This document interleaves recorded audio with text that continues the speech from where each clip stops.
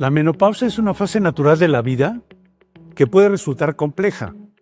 Como ginecólogos, es nuestra responsabilidad orientar a nuestras pacientes, ofreciéndoles información basada en evidencia y un acompañamiento más orientado a sus necesidades. En el INPER hemos creado este máster para ofrecerles a ustedes, colegas, una actualización integral fundamentada en evidencia sólida que les permita abordar los síntomas, riesgos y tratamientos en esta fase crucial de la vida de la mujer. Durante 12 semanas contaremos con la colaboración de expertos nacionales e internacionales en áreas como salud ósea, salud cardiovascular, salud mental, función cognitiva, sexualidad, calidad de vida, así como los enfoques terapéuticos adecuados para cada uno de estos temas. Es un programa gratuito y virtual avalado por el Instituto Nacional de Perinatología y con puntaje del Consejo Mexicano de Ginecología y Obstetricia. Esta es una oportunidad única para fortalecer tu papel como especialista en salud de la mujer. Los esperamos este septiembre.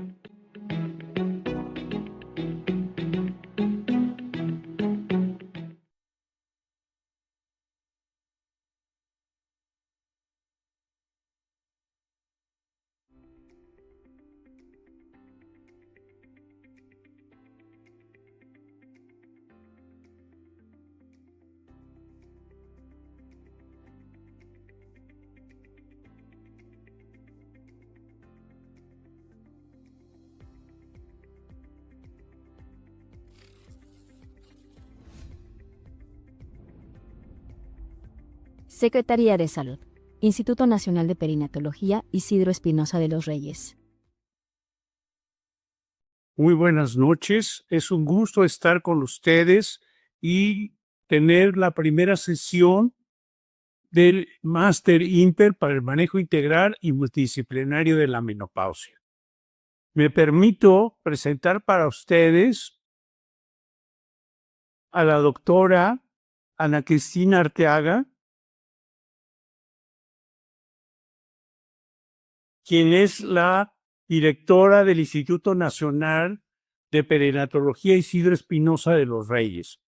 Ella tiene un posgrado en ginecología y obstetricia que realizó en el Instituto Nacional de Perinatología, hizo ginecología oncológica en el INCAN y hizo colposcopía y tratamientos de neoplasia y trepidalidad cervical también en el INCAN.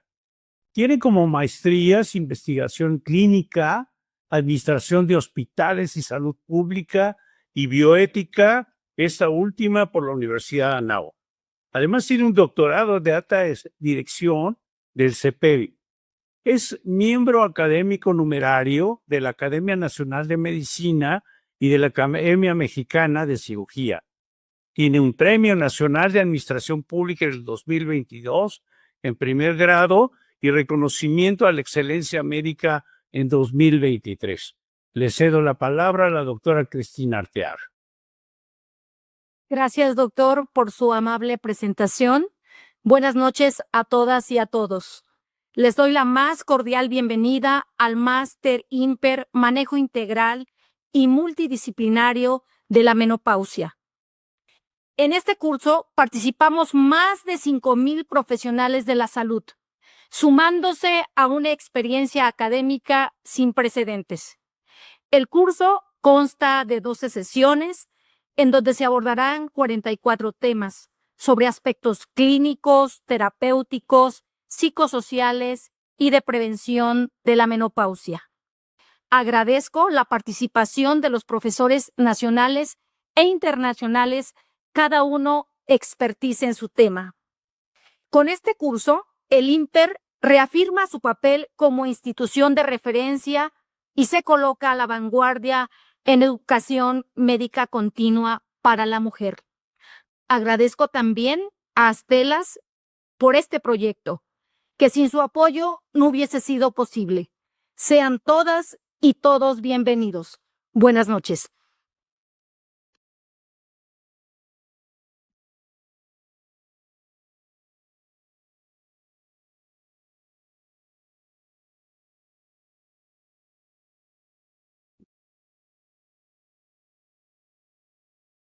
Tenemos entre nosotros a la colaboración muy destacada de la doctora María de Lourdes Gómez Sousa, quien ha sido la ejecutiva que ha coordinado todas las interacciones para poder llegar a este momento de inicio de este Máster Imper.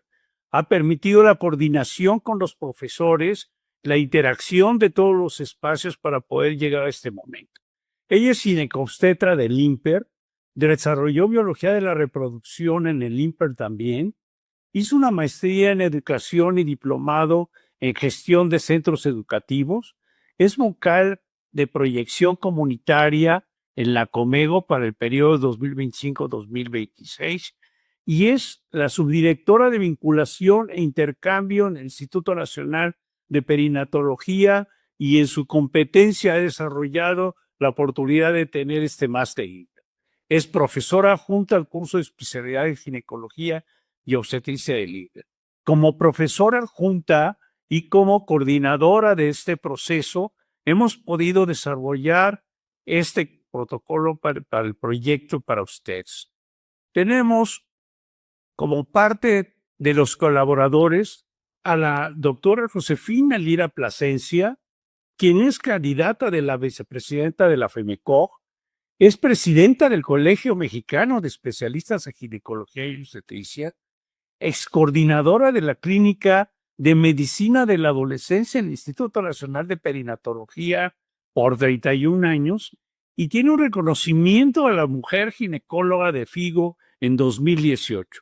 Es maestra en alta dirección con mención honorífica de la CEPEM y hizo el diplomado de climaterio en el Instituto Nacional de Perinatología, donde destacó esa visión integral de madre-hija, de poder involucrarse en el control global de una atención para la promoción de la salud.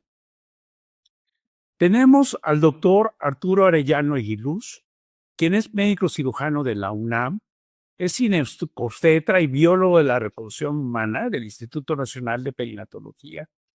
Hizo una maestría en Administración de Hospitales y Salud Pública y es médico adscrito de la Coordinación de Climaterio y Perimenopausia del Instituto Nacional de Perinatología, actualmente Coordinación de Climaterio. Está certificado por el Consejo Mexicano de Ginecología y Biología de la Reproducción Humana. Ha sido un excelente colaborador en el departamento y tiene una visión como biólogo de la reproducción que le da un perfil de orientación de los problemas en base a la interacción de los cambios en esta época de la vida. El doctor Ricardo Lua Alvarado es especialista en ginecología obstetricia, tiene una maestría en endocrinología ginecológica y menopausia, tiene una maestría en investigación clínica y cirujano robótico en ginecología, laparoscopista de alta complejidad y es profesor nacional e internacional en colposcopía y láser, bioregenerativo ginecológico. Con su competencia como maestro en endocrinología ginecológica y menopausia, nos apoya para contrarrestar todos los puntos de vista, cómo ha evolucionado el climaterio y podernos generar la opción de cómo estratificar todas estas etapas. Si nosotros consideramos que este proyecto que estamos desarrollando me han dado el privilegio de ser el profesor titular como coordinador de la clínica de climaterio en el IPER y hice ginecología en el Hospital 1 de Octubre del ISSSTE. Después hice un posgrado que se llamó adiestramiento en servicio en endocrinología ginecológica en el Instituto Mexicano del Seguro Social, en la raza, en el Hospital de Ginecobstetricia número 3. Y he tenido el privilegio de ser profesor titular de la UNAM en posgrado de alta especialidad en peri y postmenopausia y diplomado de climaterio. También soy citometrista clínico por la Asociación Internacional Clínica de Citometría y fue certificado este periodo fue del 2015 al 2020. El tema que vamos a platicar el día de hoy para ustedes y es la parte de entrar en el concepto de introducción a la menopausia y el climaterio y vamos a tocar algunas definiciones en el concepto histórico de cómo ha ido evolucionando a través de estos últimos 35 años la visión hacia la mujer. Su relevancia demográfica actual es aspecto fundamental e impacto en la salud única femenina. La población mundial está envejeciendo y se proyecta que el número de mujeres de 50 años o más aumenta significativamente. Por ejemplo, en Estados Unidos se estima que para 2020 habría 64 millones de mujeres de al menos 50 años, cifra que podría ascender cerca de 90 millones para 2060. En esta interacción, la esperanza de vida para las mujeres estadounidenses es de 81 años, lo que significa que muchas mujeres pasarán hasta el 40% de su vida en la posmenopausia. Y tenemos esta esperanza de vida al nacimiento en las entidades federativas según el sexo del 2010 al 2025. En total tenemos que del 2018 tenía una sobrevida a los 71 años en los hombres y en mujeres de 78 años. Son prácticamente 6 años de diferencia. Y en 2019 los hombres mantenían su mismo índice de sobrevida de 71.8 años y las mujeres continuaban en 78 años. Y esto fue ahora en 2020, con todo el impacto de salud que tuvimos que enfrentar, la vida cambió y la sobrevida llegó a los 64 años en los hombres, habiendo perdido prácticamente 6 años de lo que había ganado de sobrevida con la atención de salud integral que se tenía para estas etapas. Y las mujeres mantuvieron la sobrevida a los 73 años. ¿Esto qué quiere decir? Que de todos modos, de 78 años a prácticamente 73 años, son 5 años menos de sobrevida que generan un impacto tremendo en las condiciones de salud que hemos implementado. La población total en entidades federativas y por grupo quinquenal de edad y con sexo sería en años censables de 1990 al 2020. Tenemos que entre los 40 y 44 años, que es cuando empieza la menopausia para algunas mujeres, había 4.441.000 mujeres en el 2020. Y en el quinquenio de la transición a la menopausia, de las que vamos a hablar en detalle con ustedes, de los 45 a 49 años, otros 4.130.000 mujeres. Y de los 50 a 54 en la menopausia temprana, inicial y en los prácticamente 4 primeros años que hay más sintomatología, tenemos 3.705.000 mujeres. Y de los 55 a los 59 años, ya en la menopausia tardía, prácticamente tenemos 3 millones de mujeres.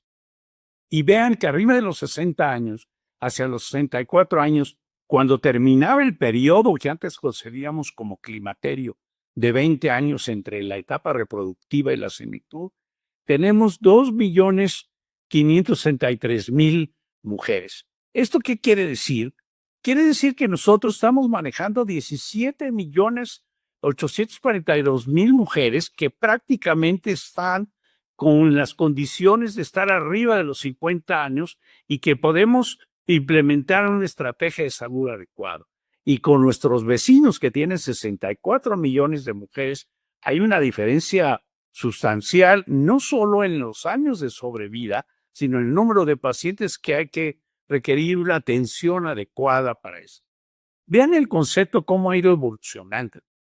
En 1937, Gregorio Marañón escribió un libro en la Universidad de Madrid, siendo Climaterio de la Mujer y del Hombre, y él lo denominó en aquella época como un estudio sobre la fisiopatología de la involución sexual, una visión de escalera prácticamente de cómo va llegando a la plenitud las personas y que había que considerar a la mujer y al hombre como que iban a tener cambios relevantes a partir de este momento. Esta visión ha cambiado radicalmente y la visión que se tiene ahora en 2011 en el taller multidisciplinario y multinacional que llamamos Strauss-Massiers, reevaluó los criterios del sistema de estratificación, incorporó nuevos datos relacionados tanto con la hormona folículo estimulante, El recuento folicular, la hormona antimulleriana, la inhibina B, así como evidencia sobre los cambios posmenopáusicos en los niveles de la hormona folículo estimulante y los niveles bajos de estradiol, dándole su posicionamiento en esta etapa de envejecimiento y de llegar a la plenitud de la vida de las mujeres a los 50 años, que tienen algunas molestias que podemos controlar prácticamente en un 70-80%, y que por el otro lado tenemos algunas complejidades que son enfermedades propias de esta época de la vida, que hacen más complicado la expresión de los síntomas para las mujeres y que impactan en una forma integral en las estrategias de tratamiento que vamos a ofrecer. La menopausia es un evento fisiológico normal definido como el periodo menstrual que es su ausencia y por la pérdida de la función folicular ovárica. Reconocida retrospectivamente después de 12 meses de amenorrea espontánea o natural. Y lo que estamos hablando es que tienen su última menstruación después de haber pasado por un periodo de cambios en su ritmo menstrual, hasta que llegan a tener 12 meses. De forma retrospectiva, podemos decir, llegaste a este momento que consideramos un punto de partida para tener una visión diferente de las mujeres, y le llamamos menopausia a ese momento, y también llamamos menopausia a todo ese periodo que es adelante de esa fecha. El amplio rango de edad en que se presenta la menopausia, que puede ser de los 40 a los 58 años, indica que la edad cronológica no es un predictor de la senescencia reproductiva, pero tampoco de los impactos de salud y cómo se integran las otras complejidades que puede haber con las mujeres, en las que podemos nosotros tener un cambio certero y con un pronóstico hacia adelante muy importante. Y aquí consideramos el concepto de que la menopausia inducida se refiere al cese de la menstruación que ocurre posterior a una intervención quirúrgica, por ejemplo, una ferectomía bilateral o una ablación iatrogénica de la función ovárica por condiciones necesarias para la mujer, y que a partir de ahí va a tener ella cambios más importantes que en el proceso natural, porque bruscamente va a perder la producción de hormonas a nivel ovárico y no va a ser un cambio de transición gradual a que va a tener otras hormonas de menos potencia. Y a ese periodo, que es un periodo muy importante, que se hablaba como si fuera la pubertad, que era una etapa de cambio entre la infancia y la adolescencia, y que no había mayores riesgos de salud, en que hay mucho cambio de psicológico y físicos y en el desarrollo, que hacen que sea como una expresión de las hormonas y todo. Viene el concepto de la transición a la menopausia o perimenopausia. Y aquí en esta época, que también es un cambio con muchísima sintomatología y con inicio de cambios físicos muy evidentes, a partir de los 35, 40 años empezamos a tener matices muy sutiles que implican la composición corporal, y se produce después de los años reproductivos, pero antes de la menopausia, y se caracteriza por ciclos menstruales irregulares y cambios endocrinos y sintomáticos que le dan un perfil muy complejo a toda esta etapa.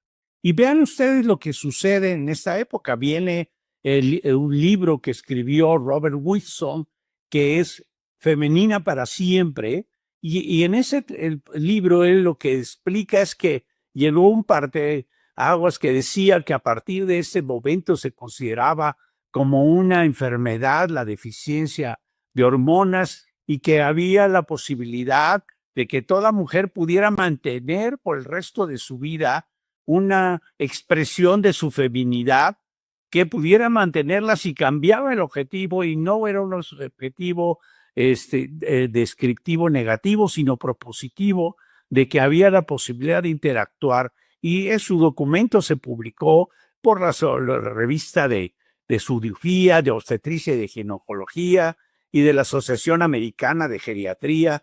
Y bueno, desde esta perspectiva, la menopausia se identificó y se manejó bajo un concepto diferente. Por ejemplo, el Instituto Nacional de Salud y de Cuidado por Excelencia, NICE, ¿de acuerdo?, dice que la menopausia, igual como la Sociedad Internacional Australiana, dice que es el último periodo menstrual. Se considera que ha ocurrido cuando ha habido menstruaciones durante un año y le da por medio de esta falta de menstruaciones. En la mujer australiana son los 51 años, da un rango desde los 45 a 55.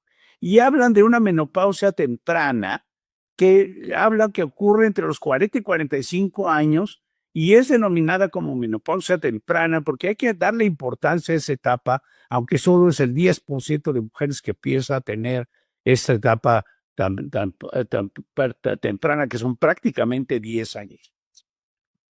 La menopausia prematura, y la menopausia prematura es la menopausia que ocurre antes de los 40 años e incluye la extirpación quirúrgica de los ovarios. Esa es la causa más evidente, pero también tenemos fenómenos de endometriosis, también tenemos causas de etiología que llamamos insuficiencia ovárica primaria, prematura, que también puede incluir en este encabezado, aunque el cese de la función ovárica, de la insuficiencia ovárica prematura o primaria, no siempre es irreversible y puede volver a tener ciclos menstruales en algún momento, lo que hace que prácticamente 10 años antes tengan los cambios y tengan las consecuencias 10 años antes las mujeres de todo este cambio. La perimenopausia se refiere al tiempo que comienza y los cambios del ciclo menstrual, falta de periodos, cambios en la cantidad de sangrado y los síntomas de la menopausia, sea un año después del último periodo menstrual, generalmente comienzan a los 40 años en la mujer y dura un promedio de 4 a 6 años. En esta etapa es muy importante considerar que nuestras estrategias terapéuticas van a tener un significado muy importante y que va a tener una expresión de apoyo hacia la paciente que llega a la plenitud de su vida y que llega a la madurez y que llega a su nivel de empoderamiento y que tiene todas sus capacidades y se ven mitigadas por los síntomas que aquejan en esta época. Y así la posmenopausia comienza un año después de este periodo menstrual. Vamos a considerar que en esta etapa tenemos que la insuficiencia ovárica prematura o primaria es una pérdida de la función ovárica que se presenta en mujeres en menores de 40 años, se afecta aproximadamente al 4% de las mujeres. Anteriormente se denominaba insuficiencia ovárica prematura, sin embargo ahora se prefiere el término de insuficiencia ovárica primaria. Esta menopausia quirúrgica, que puede ser inducida quirúrgica, ocurre cuando se extirpan los ovarios. Debido a la interrupción adulta de las hormonas ováricas, la menopausia quirúrgica puede causar la aparición repentina de síntomas inmediatamente después del proceso que sucedió. Y la perimenopausia, que así es como se llama nuestro curso de alta especialidad, significa literalmente sobre alrededor de la menopausia y empieza al mismo tiempo de la transición a la menopausia y termina ese año después de la menopausia, incluyendo este periodo de todos los síntomas que tienen las pacientes. Y la posmenopausia, ya habiendo pasado los 12 meses, nosotros, que inicia un periodo a partir del año de ausencia de la menstruación, lo podemos marcar hasta el fin de la vida como la Asociación Americana quiere promoverlo. Y tenemos bien la etapa de la transición a la menopausia, que se hablará más adelante, y los cambios en los ciclos menstruales tan claramente determinados desde el primer capítulo del libro de la Asociación Americana de Menopausia. Y esa transición y esos cambios que suceden, descritos a través de estudios que hizo la doctora Harlow, que hizo este consenso de grupo que cambió en 10 años, hubo cambios muy significativos que enriquecieron con los nuevos conocimientos lo que se les estaba. Y hablaba también de una transición tardía, que es prácticamente cuando estás llegando ya a la época del cambio y todavía hay un rescate de la función ovárica parcial que genera un descontrol entre los niveles de estrógenos y de hormona que estimula el folículo y nos genera un planteamiento de un posible riesgo de ovulaciones cada 3 o 4 meses y que pueda presentarse hasta embarazos imprevistos. Esta posmenopausia temprana, vamos a decir que es la etapa que es muy interesante para nosotros de los 2 primeros años, que es de mucha sintomatología. En el primer año, los impactos hasta en la el síndrome geniturinario se vuelven muy significativos y sobre todo la adaptabilidad a su desarrollo y a su trabajo. Y así podemos decir que entre los 3 periodos del primero, el segundo año y luego de 3 a 6 años, tenemos prácticamente 8 años después de la menopausia en que podemos implementar todos los mecanismos de seguridad y de diagnóstico si no perdemos esa visión integral. Y estos conceptos que la propia CEMETEC en su revisión y todo ha considerado también como parte del diagnóstico y que están de acuerdo en este concepto, el término de climaterio, que era un periodo de cambio endocrinológico, somático y psicológico transitorio que ocurría durante la menopausia, a veces usado indistintamente como perimenopausia, porque empezaba desde un poco antes, desde los 45 a los 35 años, cambió completamente con la calidad de la medicina y que el concepto de cuándo empieza la geriatría y la senectud o ser un adulto mayor. Y esto ha cambiado el concepto, que lo que es muy importante es considerar si el síndrome climatérico como tal, como el aglutinamiento de todos estos síntomas, pero ya no verlo como una visión de prácticamente 2 décadas, sino que esto va a depender del momento en que se generó todo ese cambio a nivel hormonal. De esta forma, termino para ustedes agradeciéndoles todo su entusiasmo y su participación y continuamos en la presentación con el siguiente ponente.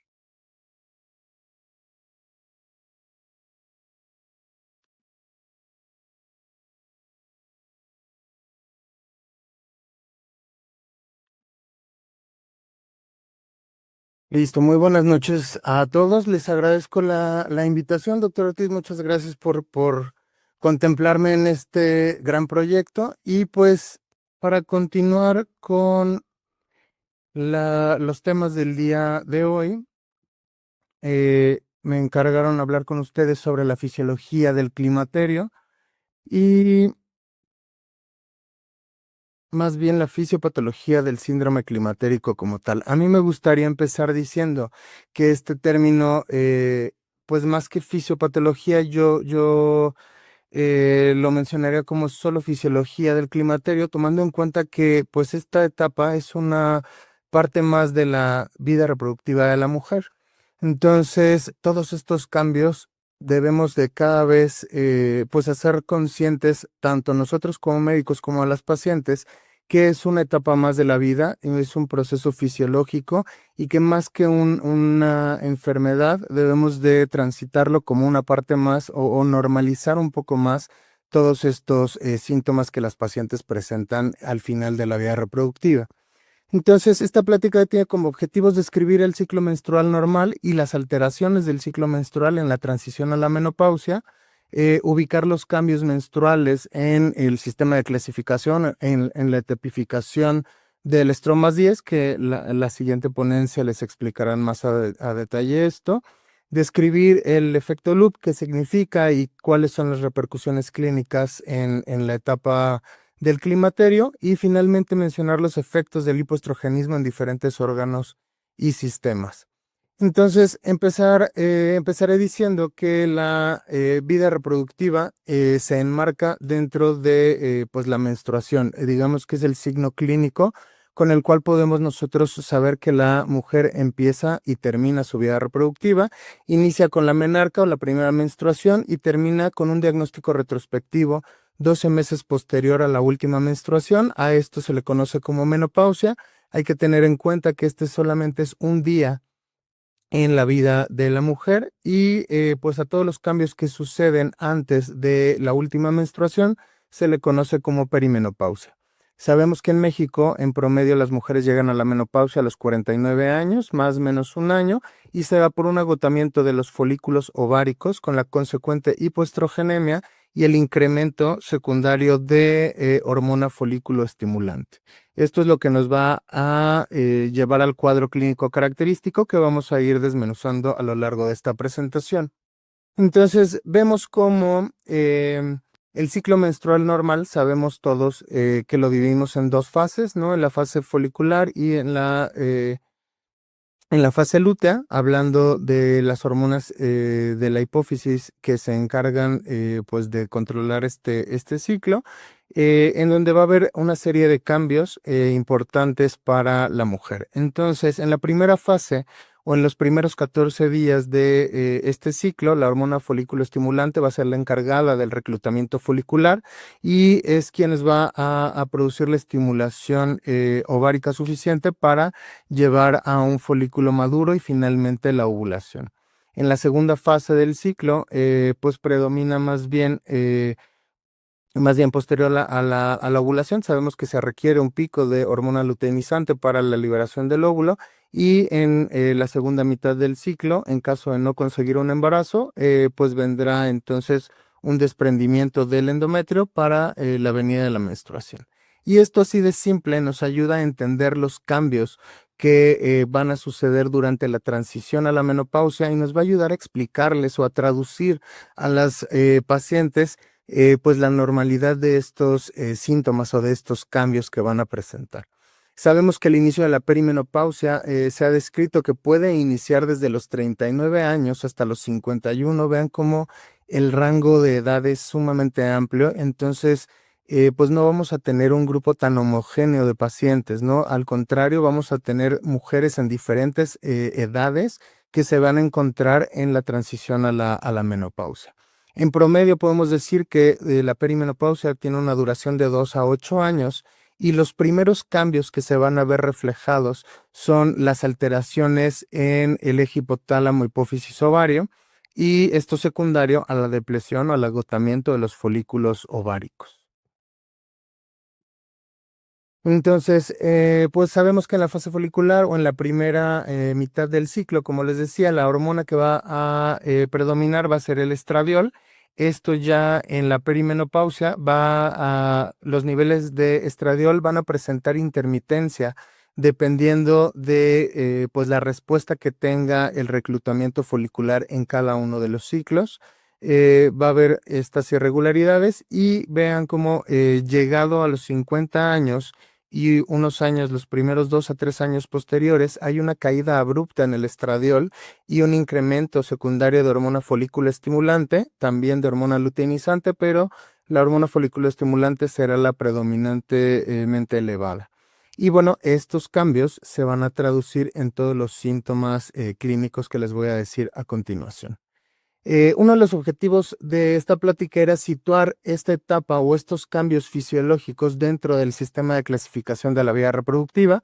Les decía ya el doctor Lua les hablará más sobre la etapificación del estromas 10, pero en general vemos cómo en la transición a la menopausia o en la perimenopausia temprana y tardía van a haber cambios en la ciclicidad menstrual. Y esto está dado por una falla compensada del eje hipotálamo, hipófisis, ovario. Esto da como resultado una fase folicular más corta o más larga, dependiendo de cada uno de los ciclos y de la respuesta folicular que presenten. Va a haber una disminución en el número y en el tamaño de folículos que se alcancen a reclutar en cada ciclo. Esto pues va a condicionar una elevación variable de hormona folículo estimulante y al contrario, la hormona antimuleriana, inhibina B y si hiciéramos un conteo de folículos antrales, todos estos van a estar disminuidos. Es por ello que como criterio principal debemos considerar a los cambios en el ciclo menstrual mucho más que preocuparnos por hacer solicitudes de hormona folículo estimulante, luteinizante, inhibina B o hormona antimuleriana para hacer diagnóstico de menopausia. Les decía, disminución en los niveles de inhibina B y hormona antimuleriana y van a haber una disminución de estrógenos que condicionan la cantidad de síntomas. Esta disminución estrogénica va a ser intermitente, va a haber ciclos donde va a haber mayor concentración de estrógenos circulantes, donde va a haber la paciente puede referir un menor número de síntomas relacionados con el climaterio y otros ciclos donde haya concentraciones de estrógeno mucho más disminuidos y entonces sí va a haber una mayor sintomatología. Y entonces en realidad va a haber una disminución o un cese en la producción de estradiol, pero también de progesterona. Y entonces, una forma de explicar esto o de entender qué es lo que pasa en la perimenopausia es este efecto loop o luteal out of phase, es decir, una fase lútea fuera o un desfase en el ciclo lúteo o en la porción lútea del ciclo menstrual. Y esto está dado por una hiperestimulación de la hormona folículo estimulante. Como hay una menor producción de estrógenos endógenos, no va a haber una buena retroalimentación negativa hacia la hipófisis y esta va a seguir produciendo concentraciones más elevadas de hormona folículo estimulante que llega a lograr el reclutamiento no solo de un primer folículo, sino que a veces esta elevación de hormona folículo estimulante alcanza a reclutar 2, 3 o hasta 4 folículos dentro de un mismo ciclo, lo que va a pues considerar o lleva a un incremento en las concentraciones de estradiol, incluso comenzando la fase lútea o muy cercano a la ovulación, eh, lo que produce pues un segundo reclutamiento o incluso un tercer reclutamiento. La menstruación va a ocurrir con niveles de estradiol en promedio más altos comparados con mujeres en edades reproductivas más jóvenes y hormonas folículo estimulante mucho más baja. Y entonces el ciclo será anormalmente más corto o anormalmente más largo dependiendo si alcanza o no a tener ovulación. Será más corto si resulta en una ovulación y el ciclo se va a prolongar si tarda más el reclutamiento folicular y entonces no resulta en una ovulación como tal. ¿Qué tanto ocurre esto? Esto más o menos, este efecto va a ocurrir en un 37% de los ciclos ovulatorios, al menos en la perimenopausia temprana. Y aquí lo vemos más bien en una imagen o en una gráfica. Vemos cómo puede haber hasta 3 olas de reclutamiento folicular dependiendo de la respuesta como tal del ovario o de los folículos ováricos en cada uno de los ciclos. Entonces, la hormona folículo estimulante se empieza a elevar y esto recluta varios folículos antrales dentro del ovario. Conforme va pues cursando este primer periodo, las concentraciones de estradiol se empiezan a elevar y dada una mala respuesta de los receptores de AFSH dentro del folículo como tal o del agotamiento de los últimos folículos que se encuentran en el ovario, va a haber una normal alza de hormona folículo estimulante que nos va a dar como resultado una segunda oleada o hasta una tercera oleada de reclutamiento folicular hasta que alcancemos niveles de estradiol lo suficientemente elevados para que haya un incremento en la hormona luteinizante y entonces ocurra como tal una ovulación. Les decía, si se alcanza una ovulación, pues el ciclo menstrual se puede acortar y son estas pacientes que refieren ciclos menstruales de cada 15 días, incluso a veces cada semana. Y si no se alcanza la ovulación y más bien el reclutamiento pues se hace un poco más lento, son estas pacientes que tienen ciclos menstruales anormalmente más largos, es decir, ciclos de 40, 45, 50 días y después viene una nueva menstruación. Entonces, la traducción clínica tiene pues su primer apartado dentro de las irregularidades menstruales típicas de la transición a la menopausia. Ya les decía, cortas o largas, dependiendo de qué tan rápido o no se lleve a cabo la ovulación. También la presencia de niveles paradójicamente elevados de estrógenos en mujeres en la perimenopausia. Es muy común ver a mujeres de 45 a 50 años que le pedimos o llegan a la consulta ya con un perfil hormonal, niveles de hormona folículo estimulante, luteinizante y estradiol, y vemos cómo los estrógenos están normales, ¿no? Están en niveles pues de 150, 200 de manera normal, ¿no? Paradójicamente elevados. Y entonces, a pesar de tener una sintomatología clínica típica de menopausia o de perimenopausia. Y la última traducción será la persistencia de síntomas relacionados con los estrógenos altos, ¿no? Como un periodo cercano a la ovulación, como mastalgia, sangrados abundantes o cambios como tal en el patrón menstrual.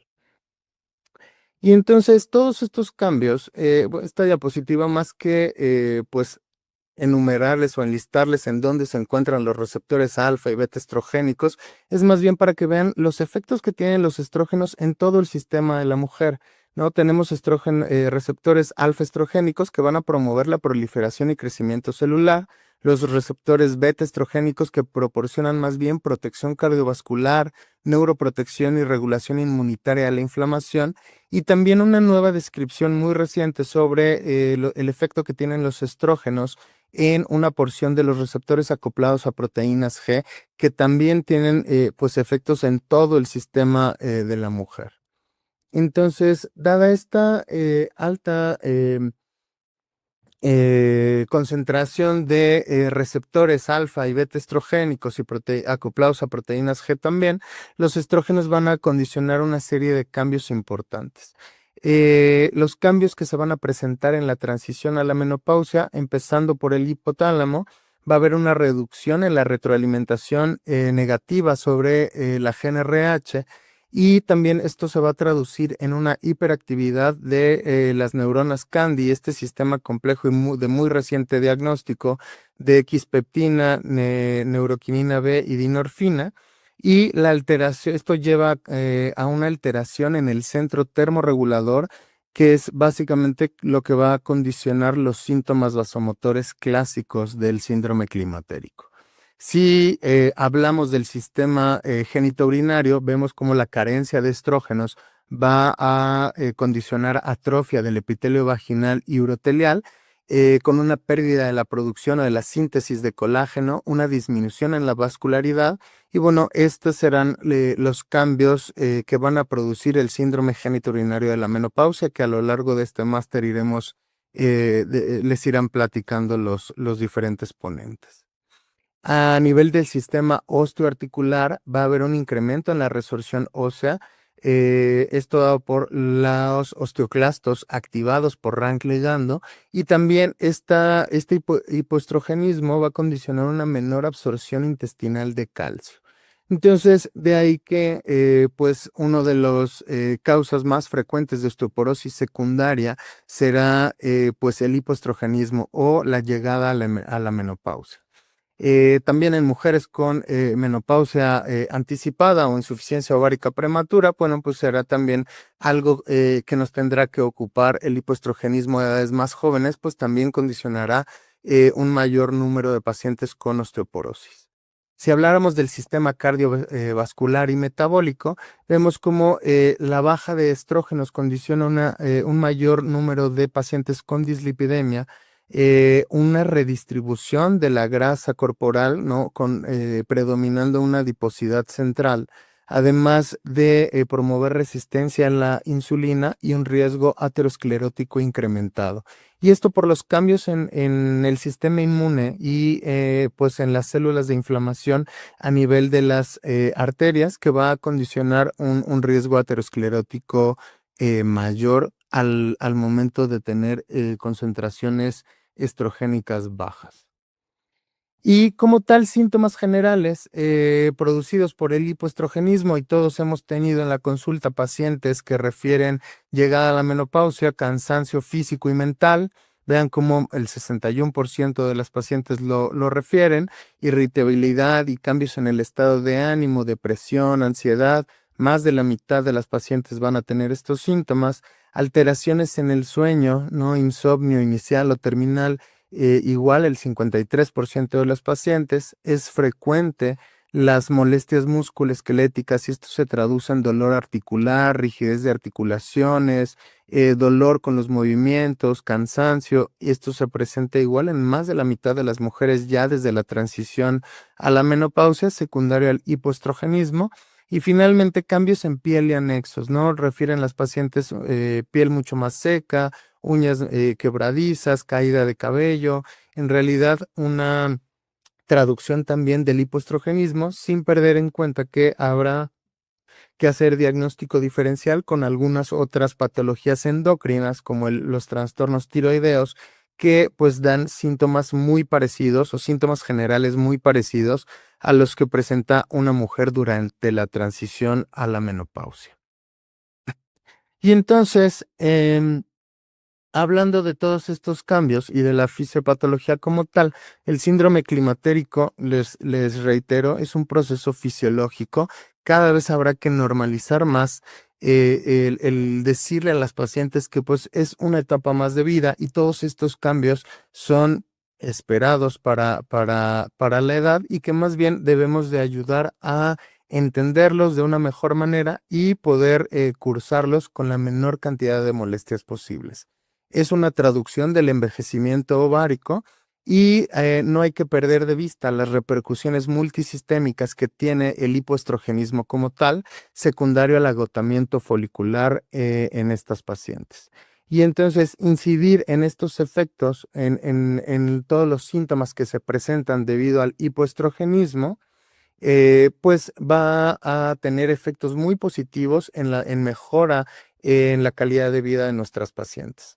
De ahí la importancia y estas primeras clases serán como una introducción para ir sensibilizándolos a, pues más bien llevar pues cada vez con mayor normalidad esta etapa de vida y pues el uso de la terapia hormonal menopáusica como tal cuando esté indicado, pues va a haber un cambio pues muy importante en la calidad de vida, en la presencia o ausencia de síntomas relacionados con el climaterio. Y bueno, también estaremos hablando de alternativas no hormonales que nos ayudarán también al control de estos síntomas y a mejorar también la calidad de vida de las pacientes. Pues yo les agradezco y doy paso a la siguiente presentación.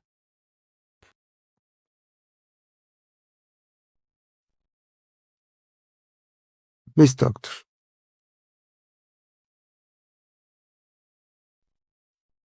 Muy buenas noches a todos. Muchas gracias por la invitación a participar en este foro tan importante. Estoy viendo que hay más de 2,000 participantes activos en este momento. Estoy impresionado y encantado de estar con todos ustedes. Voy a permitir compartir la presentación para poder empezar a hablar un poquito sobre un tema que pudiera parecer un poco tal vez aburrido, tal vez muy técnico, porque estamos hablando de una clasificación. Sin embargo, lo que voy a hablar el día de hoy es simplemente una introducción a por qué es esta clasificación, cuál es el objetivo principal de la misma, qué tenemos que tomar en cuenta de ella para poder nosotros establecer en qué etapa de esta transición de la menopausia o del climaterio están nuestros pacientes. Quiero empezar con una reflexión acerca de la evolución humana, la evolución natural, la evolución biológica, la evolución de nosotros como mamíferos, no ha alcanzado, desafortunadamente, nuestra evolución como sociedad y nuestra evolución en cuanto a los avances médicos. ¿Y a qué me refiero con esto? Hace exactamente 200 años, la estimación de vida de las mujeres en todo el mundo en promedio era a los 40 años. Actualmente, la estimación de vida en todo el mundo en promedio es 73 años. Imagínense hace 200 años, que no estamos hablando de hace mucho tiempo, tiempos de Cristo era hace 2,000 años. Estamos hablando de una décima parte de ese tiempo. Las mujeres no conocían la menopausia, no conocían los síntomas y los estragos que finalmente hace la menopausia en ellas.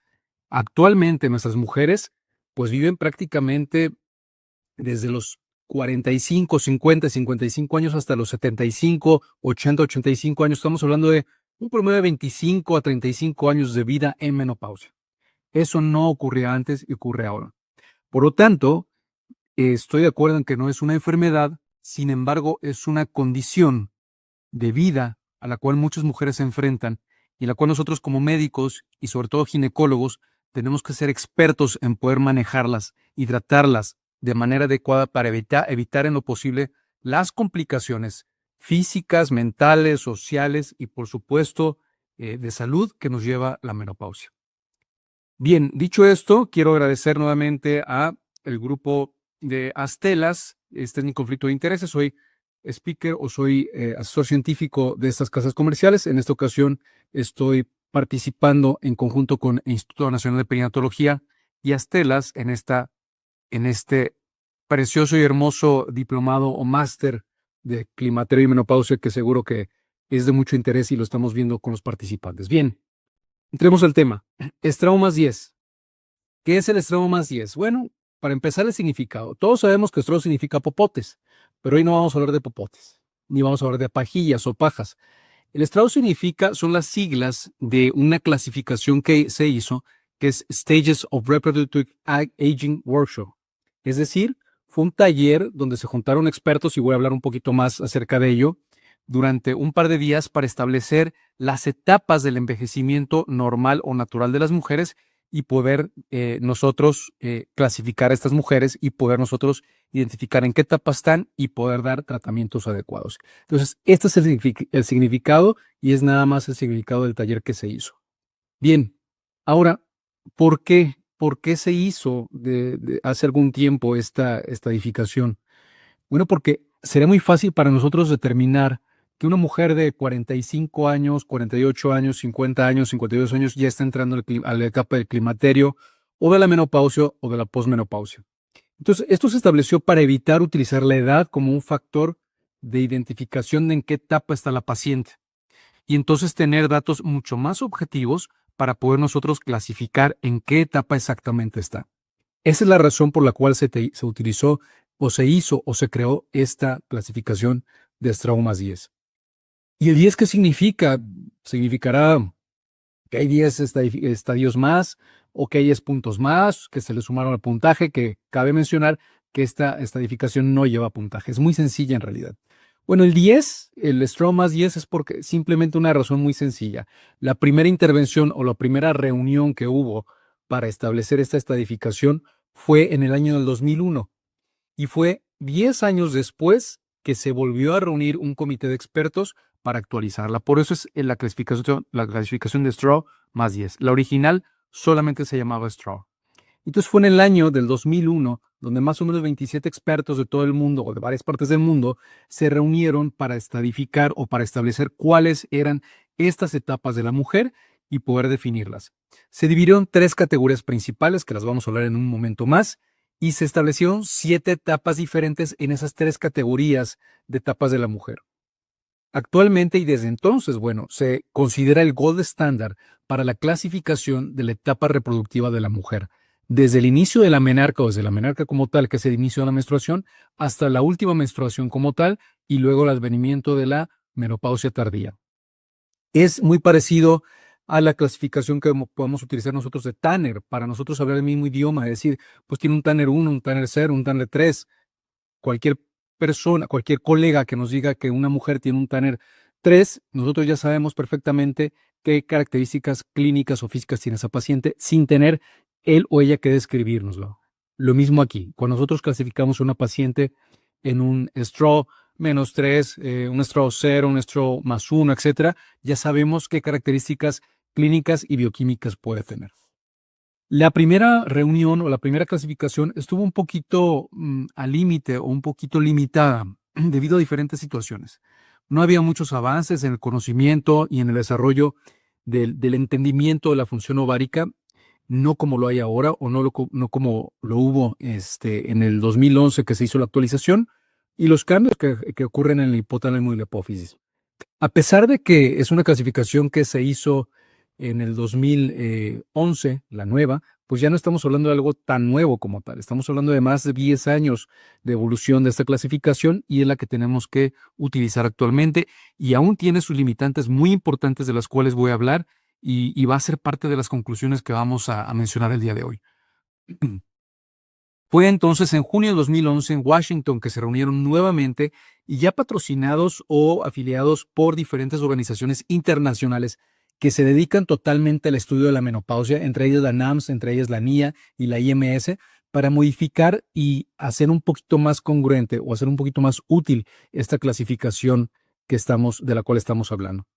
En esta nueva edición, lo que se hizo de los cambios principales fue que ya no fue excluyente. En la primera clasificación excluían a un grupo de mujeres de las cuales voy a hablar y actualmente pues ya se incluyeron mujeres cisgénero sin importar su edad, estilo de vida o índice de masa corporal.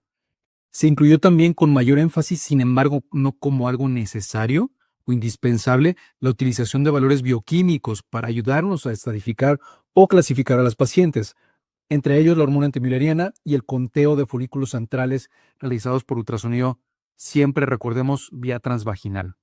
aquí hay un paréntesis para todas las personas que nos están escuchando. Estoy seguro que hay residentes y hay ginecólogos recién egresados. Si ustedes no hacen ultrasonido transvaginal, háganlo. Es fundamental y les va a cambiar por completo su práctica clínica. Bien, ¿qué condiciones quisieron estos revisores de la clasificación? Desde la primera edición y la segunda.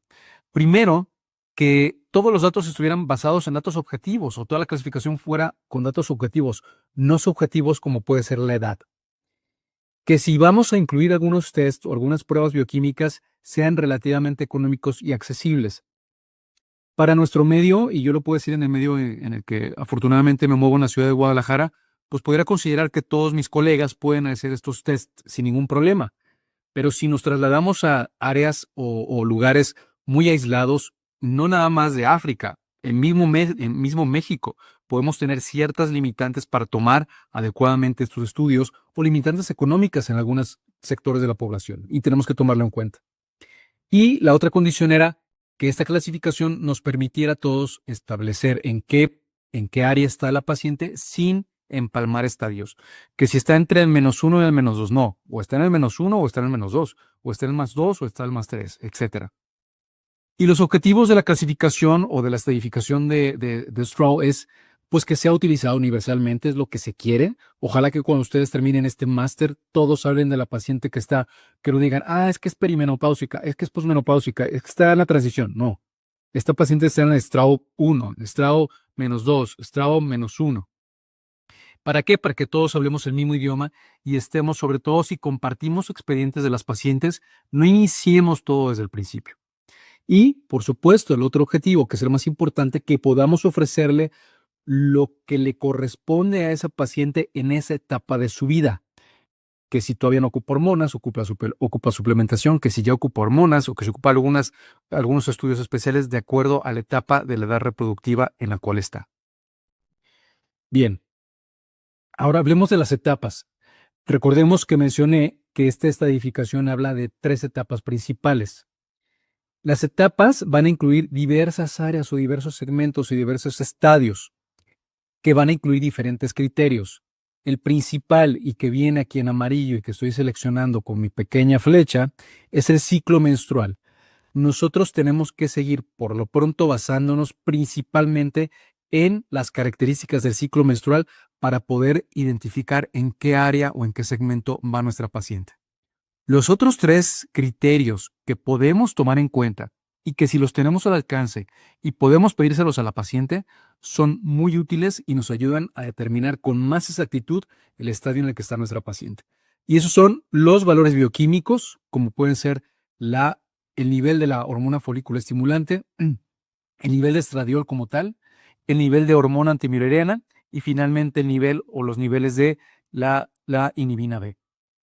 El otro criterio no bioquímico, pero en este caso anatómico, que podríamos utilizar es el conteo folicular. El conteo folicular, como les mencioné, realizado por ultrasonografía transvaginal. Y finalmente los síntomas, que es el más subjetivo de todos, y la clasificación nos sugiere que es el último que tomemos en cuenta, porque al ser tan subjetivo tenemos que basarnos en cosas mucho más objetivas como pueden ser los criterios bioquímicos, el conteo folicular y el ciclo menstrual. ¿Por qué? Creo que todos estamos de acuerdo que conocemos pacientes que están más allá de la menopausia, que tienen años sin menstruar y nunca tuvieron síntomas, nunca los refirieron. Y hay pacientes que están iniciando apenas en la etapa de perimenopausia o estando en la etapa de fertilidad tardía y ya están mencionando muchos síntomas. Entonces, como los síntomas son tan variables, tenemos que tomarlos en cuenta, pero no de forma tan importante como los otros factores. Y bien, recordemos que hablábamos de etapas. Son 3 etapas diferentes o 3 etapas principales. Y es la primera, y esto es clarísimo para que se les quede grabado y se lo lleven a casa, la etapa de edad reproductiva, que va desde que empieza la primer menstruación, es decir, desde que va la menarca, hasta que empieza la transición a la menopausia. La transición a la menopausia es cuando las pacientes tienen mayor cantidad de síntomas y mayor cantidad de alteraciones bioquímicas en muchos casos y en el conteo folicular. Y es cuando la paciente es esa paciente ideal que tiene que llegar con nosotros para nosotros poder apoyarla en el tratamiento adecuado para el manejo de su síndrome climatérico y posteriormente de la menopausia. Y la tercera etapa es la posmenopausia, donde ya los niveles hormonales son sumamente bajos. Estoy hablando del estradiol, por ejemplo. La FSH ya está súper elevada, pero estable. No hay conteo folicular, por supuesto. Los síntomas muchas veces ya pasaron a otra etapa. A veces ya no hay síntomas, pero ya vienen los estragos de la menopausia, que si no se hizo algo en un inicio de la misma, entonces va a ser muy difícil manejarlos o hacer que regresen, no a la normalidad, pero que mejoren. Entonces, es esta misma mujer en 3 etapas de su vida muy diferentes y que, insisto, la evolución no nos ha alcanzado ni nos va a alcanzar, ni para la cuestión de fertilidad, porque digan ustedes, si una chica de 19, 20 años que está en su mejor momento de etapa fértil, está preparada psicológica y socialmente para ser mamá, actualmente, por supuesto que no. Y díganme si una mujer en la transición de la menopausia, alrededor de los entre 48 y 52 años, es una mujer que ya debemos de considerar que ya es vieja desde el punto de vista físico, desde el punto de vista emocional, por supuesto que no. Y eso es porque la evolución no nos ha alcanzado a que los folículos de las mujeres o fueran más desde que nacen o duraran más tiempo. Eso para cuestiones tanto de fertilidad como de manejo de menopausia.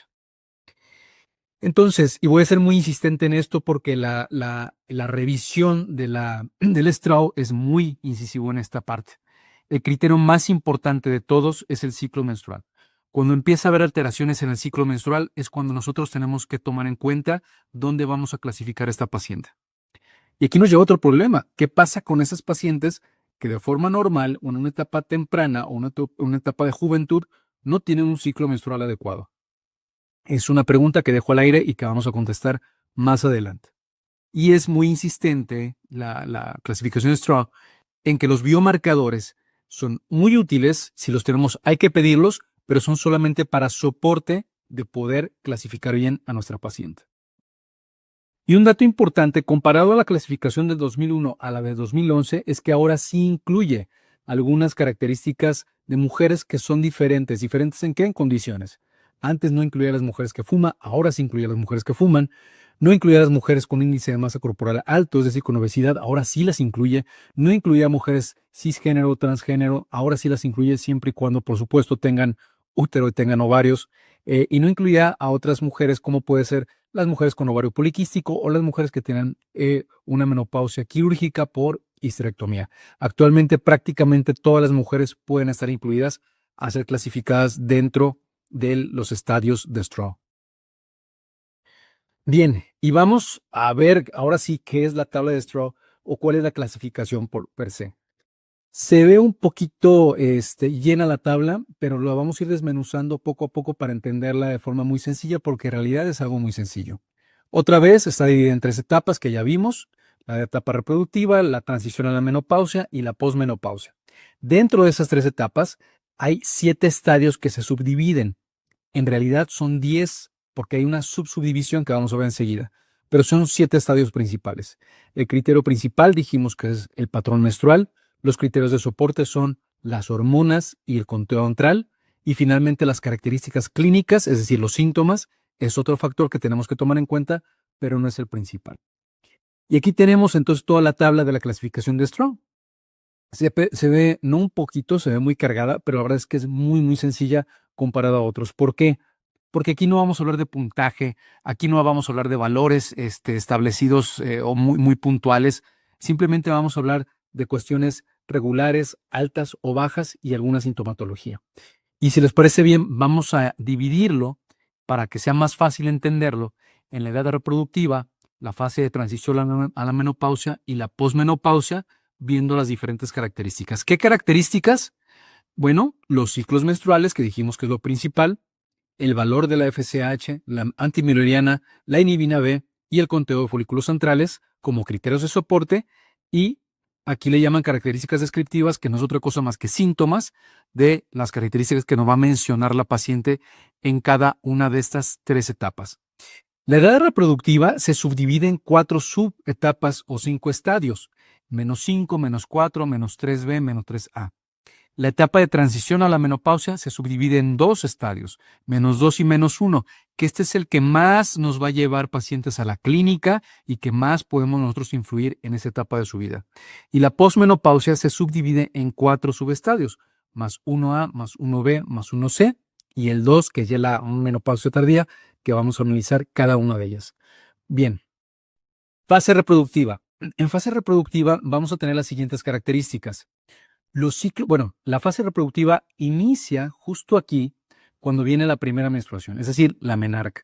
¿Y cuánto tiempo va a durar esto? Es decir, la fase reproductiva es muy variable. Puede ser desde los 8 años, si empezó una niña a los 8 años con su menarca, y puede irnos hasta los 50 y tantos. O puede ser tan corta como una niña que empezó con su menarca a los 17 años y terminó su fase reproductiva a los 38. Por eso la edad no es un parámetro ni debe ser un parámetro. Son valores objetivos. Entonces, ¿qué pasa con los ciclos menstruales al principio? Sabemos que son variables o pueden ser regulares. Durante la etapa reproductiva más importante o más brillante para obtener un embarazo en una mujer, los periodos menstruales van a ser regulares. La etapa tardía es cuando empieza a haber cambios sutiles en el flujo y en la duración de la menstruación. Sobre todo empieza a haber ciclos un poquito más cortos, tanto en duración y un poquito más largos en el intervalo entre ciclo y ciclo. Esas son las características de la etapa -3A, que es cuando empieza a tener una etapa reproductiva tardía. Y eso es en cuanto a la variación del ciclo menstrual. Edades, no ponemos edades. Si pusiéramos edades aquí, pues es la adolescencia, la juventud, y aquí estamos hablando aproximadamente a lo mejor entre los 42 y 48 años, pero eso es bien variable, por eso no hay edades. Ahora, ¿en qué nos podemos basar si empieza a haber cambios y decimos, es que no sé si ya está en un estrado -3B o -3A, porque empieza a haber cambios en el periodo menstrual? Bueno, entonces ahí sí nos podemos basar en las cuestiones bioquímicas. La FSH en una etapa reproductiva tardía puede estar baja o puede estar variable. La hormona antimilorina normalmente ya empieza a bajar en esa etapa reproductiva tardía y el conteo de folículos pues también va a empezar a bajar progresivamente. Recordemos los valores. Nosotros para hablar de una FSH que esté alta, todavía no la vamos a considerar aquí, a menos que esté variable, pero todavía no se nos va a elevar por arriba de 8 o 10 la FSH. Pero la hormona antimilorina sí nos puede dar valores ya bajos, valores incluso menores de 1 nanogramo por mililitro. La inhibina B en la etapa inicial 3B todavía no está baja, en la etapa reproductiva tardía inicial, pero en la etapa o en el estadio 3A, que es ya la etapa tardía de la etapa reproductiva, los niveles de inhibina B característicamente van a estar bajos. ¿Y qué es bajos? Normalmente menos de 40 picogramos por decilitro. Y finalmente el conteo de folículos en ambos casos va a estar bajo. Aquí, y este es un mensaje para todos, y me gustaría quitar el compartir la imagen porque es importante, es el momento ideal para nosotros haberle sugerido antes de llegar a esto, a nuestra paciente que quiere un embarazo en un futuro, haber congelado óvulos o hacer la criopreservación de óvulos. Cuando ya estamos aquí, y los que son biólogos de la reproducción no me dejarán mentir, híjole, ya es complejo. ¿Se puede? Claro que se puede, pero habría sido mucho más fácil si agarramos a nuestra paciente aquí y la asesoramos adecuadamente. Después viene ya la transición a la menopausia, que es la etapa más florida, con más síntomas, con más problemas en general, y empiezan los cambios en muchos sentidos en la vida de la mujer. Aquí son solamente 2 subetapas o 2 estadios, -2 y -1, la transición temprana y la transición tardía. Y aquí tenemos una duración variable que va de 1 a 3 años normalmente. Los ciclos habitualmente van a estar en una transición -2 de Stroh, o en una etapa -2 de Stroh, empiezan a durar más de 7 días el a dejarse el ciclo menstrual, es decir, retrasos menstruales de más de 7 días. Y tienen que repetirse 10 ciclos consecutivos que se estén alejando más de 7 días, para nosotros clasificarlo de acuerdo a los ciclos menstruales que ya está en una etapa -2 de Stroh.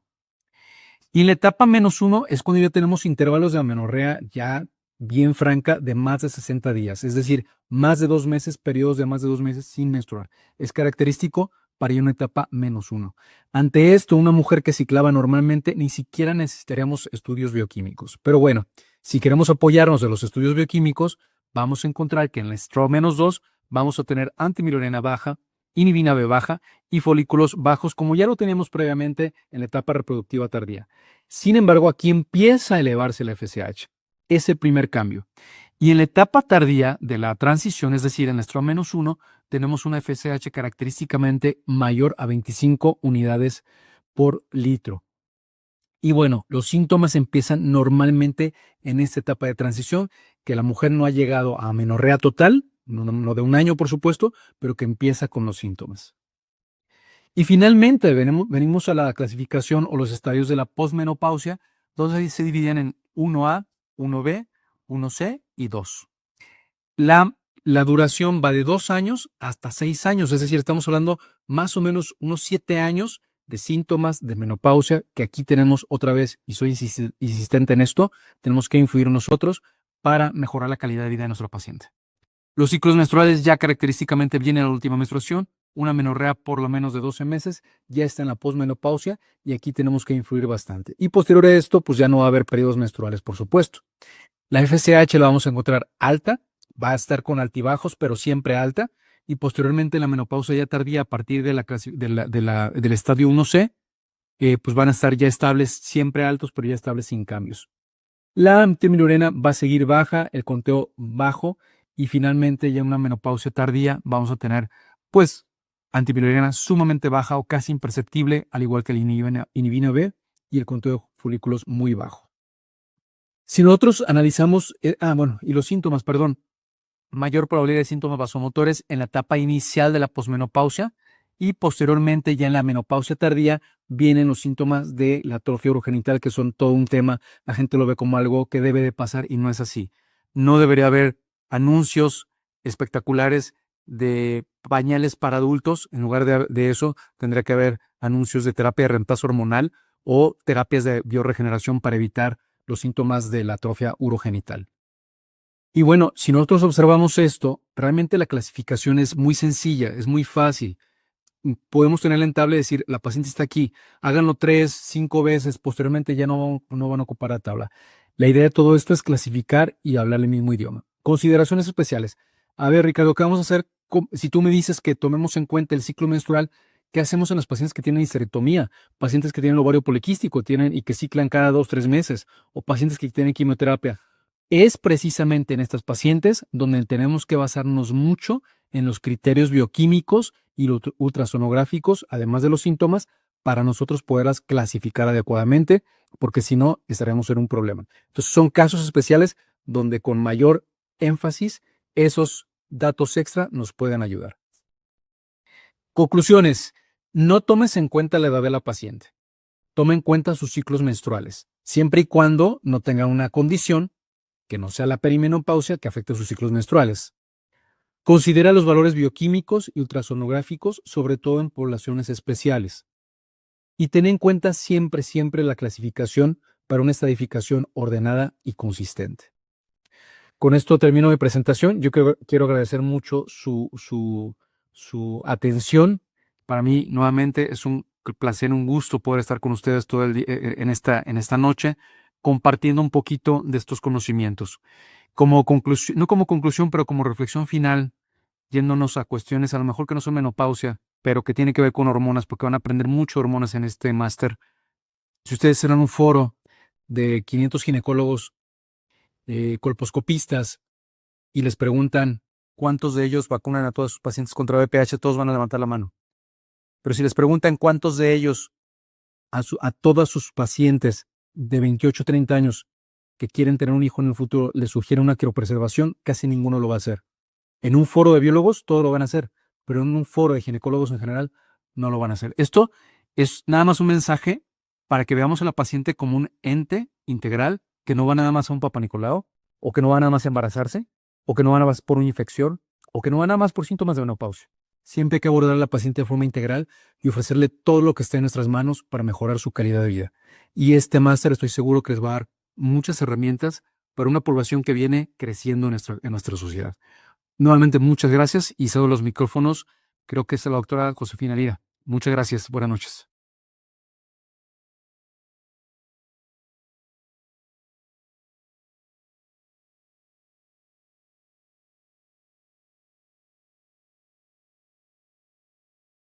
Hola, ¿cómo están? Buenas noches. Acá un poco batallando con el tema tecnológico, pero bueno, quiero en primer lugar agradecer al Instituto Nacional de Perinatología, mi casa, por haberme hecho esta invitación para estar con todos ustedes esta noche maravillosa donde se estrena este Máster INPER con un buen número de inscritos, 4,700, tengo por ahí entendido, y ahora están más de 2,000 de gente escuchándonos.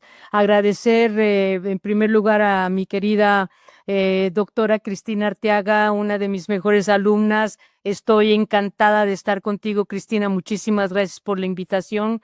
Al doctor Guillermo Ortiz por organizar tan fabuloso diplomado.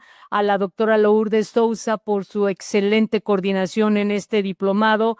Por supuesto, agradecer a esa casa maravillosa, a Stella, que nos ha permitido llevar a todos ustedes este diplomado de manera gratuita, por lo tanto accesible, donde se afianza la situación de que el conocimiento debe ser gratuito para toda la gente que lo necesita. Y en especial también a Erandi Fernández, muchísimas gracias, mi querida Erandi, por haberme invitado y estar aquí.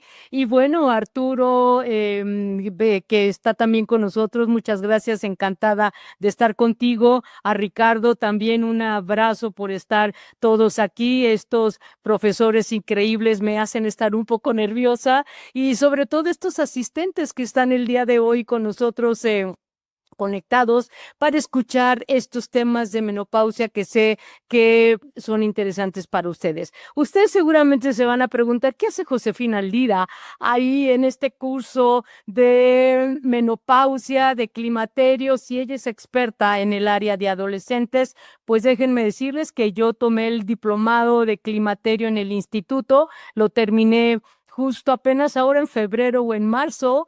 Empecé el año pasado. Yo siempre tuve esa inquietud de aprender un poco más, porque como lo dice el doctor Ortiz, que me encanta, esa grupo de madres e hijas que van a la consulta nos enseñan mucho y nos permiten también tener esa incluirlas a ellas en esta situación de salud importante. Y bueno, recordar que en nuestro país hay 8.5 millones de mujeres mayores de 50 años, pero también hay 10.8 mujeres adolescentes en este momento en este país. Entonces tenemos un trabajo increíble y pues bueno, ahí vamos a empezar nosotros a trabajar. Y pues bueno, la plática que hoy voy a presentar a todos ustedes es la evaluación inicial y el diagnóstico de síntomas menopáusicos, y quise poner este subtítulo que dice un enfoque clínico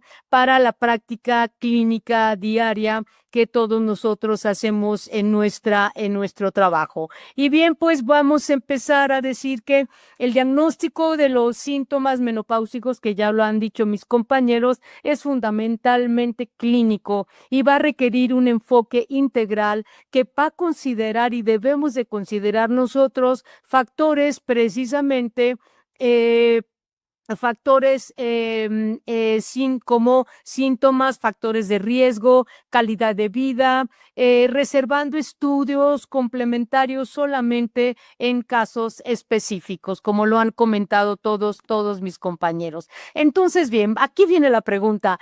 En la evaluación inicial de una mujer con sospecha de menopausia, ¿cuál es el enfoque recomendado para el diagnóstico de los síntomas menopáusicos? Entonces, tenemos una paciente ahí con nosotros enfrente y decimos, ¿cuál es el enfoque que tengo que tener con esta paciente que tiene ya síntomas de la menopausia? Pues bueno, tenemos que atender en mucho su historia clínica, que es el instrumento real y fuerte para nosotros que nos va a llevar hacer un diagnóstico adecuado. ¿Cuáles son esta historia clínica? Pues bueno, atender principalmente a síntomas vasomotores, como son los bochornos, la sudoración nocturna, las alteraciones en el sueño, en el área de los síntomas genitourinarios, esa resequedad vaginal de la que ya hablaba Ricardo, la que viene con dispareo, una urgencia urinaria, infecciones urinarias recurrentes,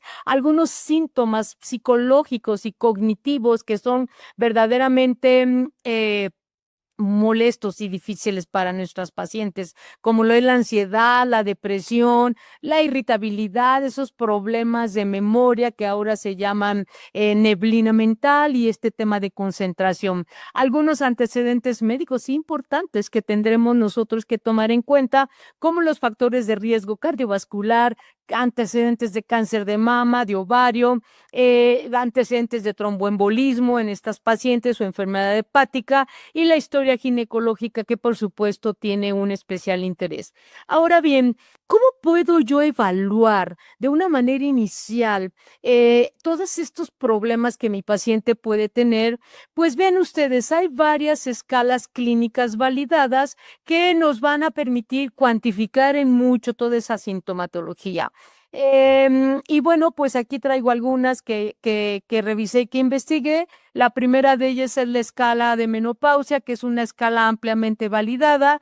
Tenemos el índice de Cooperman, que bueno, los autores la comentan como menos precisa porque atiende mucho a los síntomas vasomotores. La escala Green, que es útil en la cuestión investigación clínica, pero no es tan práctica para la cuestión clínica, y algunas escalas específicas, específicamente hablando de síntomas vasomotores. Por lo tanto, vamos a hablar algo que nos sirva a ustedes y me sirve a mí en la consulta diaria. ¿Cómo puedo de todas estas escalas, cuál todas estas puedo utilizar desde el punto de vista clínico? Y bueno, pues vamos a hablar de esta escala de menopausia que tiene 11 componentes, 11 ítems divididos en 3 dominios principalmente. El dominio somato-vegetativo, que incluye bochorno, sudoración, alteraciones del sueño, malestares cardíacos, algunas alteraciones psicológicas como la depresión, la irritabilidad, la ansiedad, el agotamiento físico y mental, alteraciones urogenitales como la disfunción sexual, esos problemas urinarios que tanto nos preocupan a las mujeres y esa resequedad vaginal, ese síndrome urogenital que es tan importante y que muchas de estas mujeres, ustedes lo saben bien, llegaremos nosotros a conocer más cuando nosotros les preguntamos a ellas, porque a muchas de ellas les da pena hablar de ello y es ahí donde nosotros tenemos que estar adelante de ellas buscando estos temas en la historia clínica. Y bueno, tiene una escala de puntuación que va del 0, que es ausente, al 4, que es muy severo. Y bueno, estos son los 11 ítems que evalúa esta escala.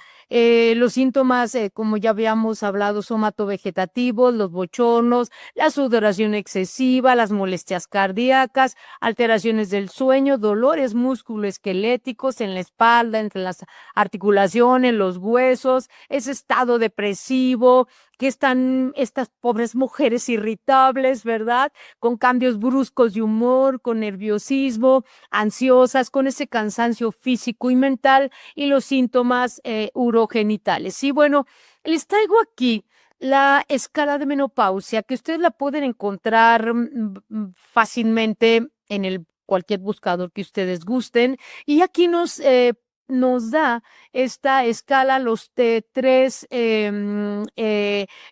puntos importantes que tenemos que investigar: los síntomas somatovegetativos calificados del 0 al 4, los síntomas psicológicos y los síntomas urogenitales. El puntaje máximo para esta escala es de 44 y la interpretación clínica sugerida es que de 0 a 4, si esa paciente califica esta escala, va a tener sintomatología mínima o va a ser asintomática, puede ser leve o moderada o severa o muy severa. Entonces aquí vendría la pregunta que seguramente ustedes se van a hacer: ¿y qué utilidad práctica tiene esta escala en mi práctica médica diaria?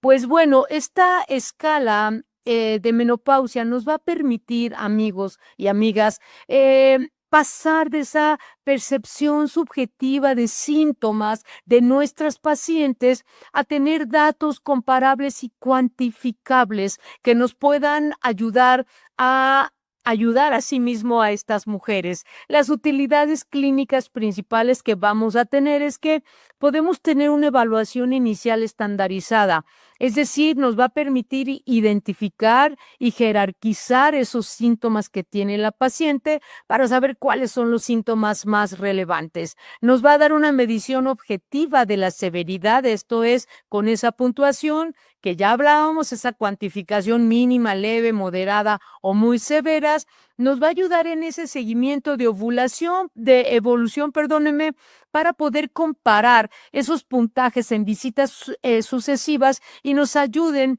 a valorar tanto la progresión del estado este estado de climaterio, de menopausia, de perimenopausia, o a la respuesta al tratamiento que nosotros hayamos en su momento dado a nuestras pacientes. Nos va a facilitar la toma de decisiones terapéuticas, es decir, nos va a permitir orientarnos a decir: esta paciente necesita una intervención porque ya tiene síntomas moderados y severos, y sobre todo en qué áreas tenemos o podemos tener una mejor intervención. Es una herramienta maravillosa de comunicación médico-paciente. Ahí le podemos nosotros hacer ver a nuestra paciente: mira, estamos mejorando con el tratamiento que te di. Y bueno, volvemos a comentar que es un estándar internacional que podemos utilizar como herramienta en nuestro consultorio. Ahora bien, otro punto importante que quiero dejar en la mesa es en la evaluación inicial de una mujer con sospecha de menopausia, ¿qué estudios de apoyo se recomiendan? Ya lo habían comentado mis compañeros, y bueno, hay que recordar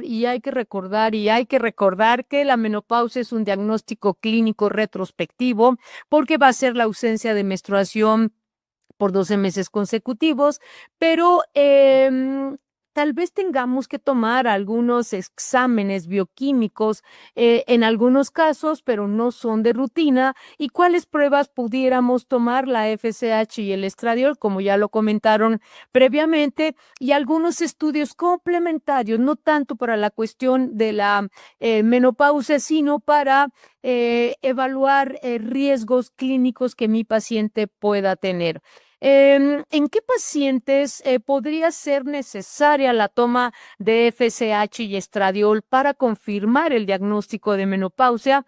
Pues la podremos tomar en algunos casos especiales. Ya lo habíamos dicho, ya lo habían comentado en esa menopausia inducida por una histerectomía con oforectomía, pudiera ser, o alguna histerectomía sin oforectomía, donde no tenemos referencia, por supuesto, de los ciclos menstruales, una menopausia prematura, una insuficiencia ovárica prematura. Estas mujeres jóvenes que tienen o menores de 40 años que tienen datos de menopausia, algunos datos de sospecha de insuficiencia ovárica secundaria a quimioterapia, radioterapia o cirugía ovárica, y algunos síntomas atípicos o que son discrepantes para la edad de nuestra paciente. En estas entonces sería importante y sería necesario y de ayuda tomar FSH y estradiol.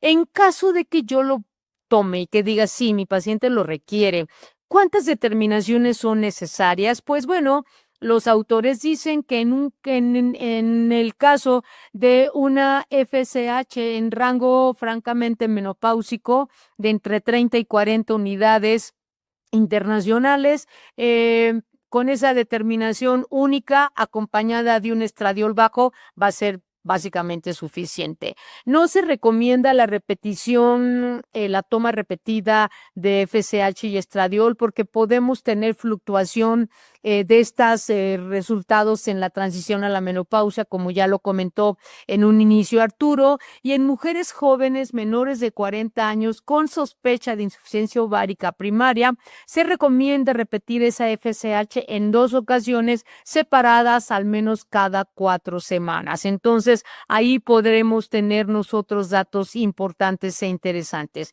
Ahora bien, en pacientes con condiciones clínicas de mayor prevalencia en la menopausia, ¿qué estudios de apoyo puedo recomendar en mi clínica diaria en una paciente que llegue a mi consultorio? Pues bueno, si tenemos una condición como osteoporosis, cuya prevalencia es entre 20 y 25% en mujeres mayores de 60 años, o alguna enfermedad cardiovascular donde sabemos que el riesgo va a aumentar de 2 a 3 veces tras la menopausia y que 1 de cada 3 mujeres, increíble este dato, 1 de cada 3 mujeres va a fallecer por una enfermedad cardiovascular, o una paciente con síndrome metabólico donde que lo vamos a encontrar en un 30 o un 40% en estas pacientes y es mayor en poblaciones latinas y con obesidad central o con diabetes tipo 2 o con cáncer de mama, cuyo riesgo acumulado de por vida va a ser más o menos del 12%, esto es 1 de cada 8 mujeres. Sin embargo, amigos, es el riesgo importantísimo de esta enfermedad cardiovascular que muchos de nosotros los ginecólogos a veces no lo pensamos. Si tengo mi paciente con probable osteoporosis, ¿qué le puedo pedir? Pues bueno, sabemos perfecto que le podemos pedir una densitometría ósea.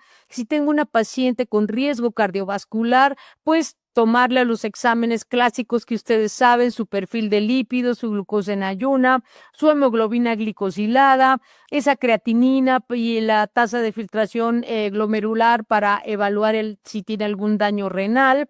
Si tiene la paciente datos de síndrome metabólico, pues también podemos pedir glucosa sérica en ayunas, un perfil de lípidos, su insulina sérica, que es opcional para poderla clasificar como una resistencia a la insulina. Si tiene diabetes tipo 2 o sospechamos de ella, pues también podemos hacer el encargo de pedir la glucosa sérica en ayunas, la hemoglobina glicosilada o la glucosa poscarga con 75 gramos a las 2 horas, y cáncer de mama, o tenemos el antecedente o sospecha, o mi paciente nunca se ha tomado una mastografía, pues es el momento de hacerlo. Esta es toda la bibliografía de estos cuadros que les presenté. Ahora bien, ¿qué importancia tiene la historia clínica ginecológica en la evaluación inicial y los diagnósticos de los síntomas menopáusicos? Pues bueno, y ya lo comentaba hace un momento Ricardo, ¿para qué sirve la edad de la menarquia en la posmenopausia? Pues básicamente es un antecedente de contexto. Nos dice cuándo inició la vida reproductiva para poderla clasificar en esa clasificación de Straumas 10. No es diagnóstica para la transición de la menopausia ni para predecir la edad de la menopausia, pero lo que sí define la etapa en la que la paciente se encuentra en el momento son cómo están sus ciclos menstruales. Eso es muy importante. Entonces, ¿cómo hago ese diagnóstico de menopausia o de transición? Pues ya lo platicó Ricardo hace un momento, y creo que pues ahí no nos vamos a detener, y con esta clasificación es importante, con el Traumas 10 podríamos tener una muy buena clasificación de estas pacientes. Ahora bien, si yo tengo una paciente en mi consultorio y esta paciente en cuestión está con una anticoncepción hormonal combinada, ¿cómo voy a hacer para saber si realmente está ya en una transición, en una menopausia, porque está tomando anticoncepción oral combinada? Pues hay que recordar, amigos, que la menorrea bajo hormonales combinados no confirma la menopausia. Y sobre todo con el uso de anticoncepción hormonal combinada, el sangrado está suprimido por el fármaco. Y si tenemos una paciente que está con una anticonceptivo de solo progestina, como el implante, el sistema intrauterino de liberación de levonorgestrel, o está tomando o está con píldoras de solo progesterona, la menorrea también es frecuente. Y hay que recordar esto, que es importante que ustedes lo tengan en mente, que las cantidades que la hormona antimülleriana puede verse alterada por el uso de anticoncepción hormonal combinada, así también los resultados de FSH y estradiol.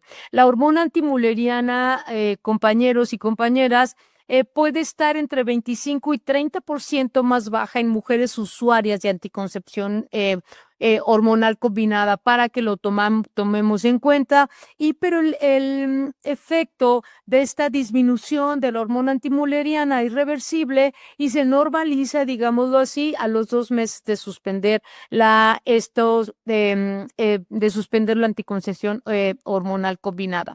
De tal manera que los expertos nos sugieren que la anticoncepción hormonal combinada puede alterar estos resultados hormonales, pero la hormona antimülleriana nos puede ayudar, o nos dice desde el punto de vista poblacional qué mujeres pudieran estar cercanas a la menopausia. Sin embargo, no predice de manera individual y no se recomienda en mi paciente tomarle niveles de hormona antimülleriana para ver en qué punto de esa transición se encuentra, porque ya lo dijimos, el tema es simplemente clínico.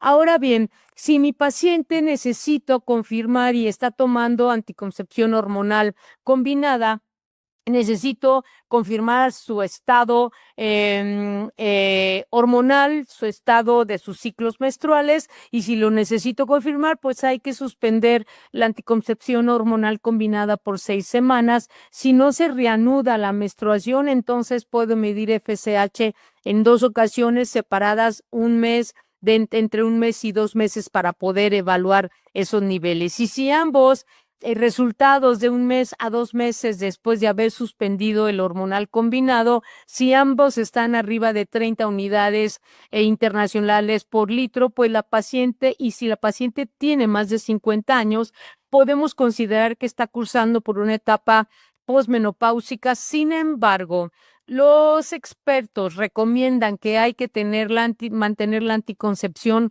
por 12 meses. Sin embargo, una alternativa que podemos dar es que ella puede seguir tomándolo, el hormonal combinado, hasta los 55 años si no hay contraindicaciones. Ahora bien, si mi paciente está con un anticonceptivo hormonal como el implante, el liberador de levonorgestrel o píldoras de solo progestina, se puede medir FSH sin suspender el método. Y si encontramos en una mujer mayor de 50 años con amenorrea una FSH mayor de 30, podemos mantener el anticonceptivo por más de 12 meses, y si esa FSH está menor de 30, hay que repetirla en 12 meses o usar el protocolo que ya habíamos comentado de 2 tomas de FSH separadas de 6 a 8 semanas. Si tenemos a nuestra paciente, o si nos llega una paciente utilizando depomedroxiprogesterona, no es lo ideal en una mujer de esa edad. Habrá que cambiar el anticonceptivo a un progestágeno solo o no inyectable, para poder hacer esta medición posteriormente de FSH. Entonces, ¿qué recomendaciones puedo llevarme desde el punto de vista práctica a mi consulta diaria, al día a día de esa paciente que está enfrente de nosotros? ¿Cuáles son las recomendaciones en relación a la evaluación inicial y diagnóstico de estos síntomas? Pues la primera de todas ellas es que el diagnóstico es clínico. Hay que priorizar el patrón de sangrado, los síntomas que tiene nuestra paciente. Ese es el diagnóstico clínico que podemos dar. Hay que llevar a cabo una historia clínica dirigida y completa. Hay que interrogar sistemáticamente todos esos síntomas que hablamos en un inicio. Lo ideal es que establecer de manera objetiva los síntomas con una escala validada, que nos va a ayudar mucho a poder evaluar el estado de mi paciente, la respuesta a las intervenciones clínicas desde el punto de vista terapéutico que puedo dar, y también a tener esa comunicación directa con mi paciente. Pedir estudios de apoyo según riesgo, no de rutina, ya lo comentamos. Usar el laboratorio solo en casos necesarios.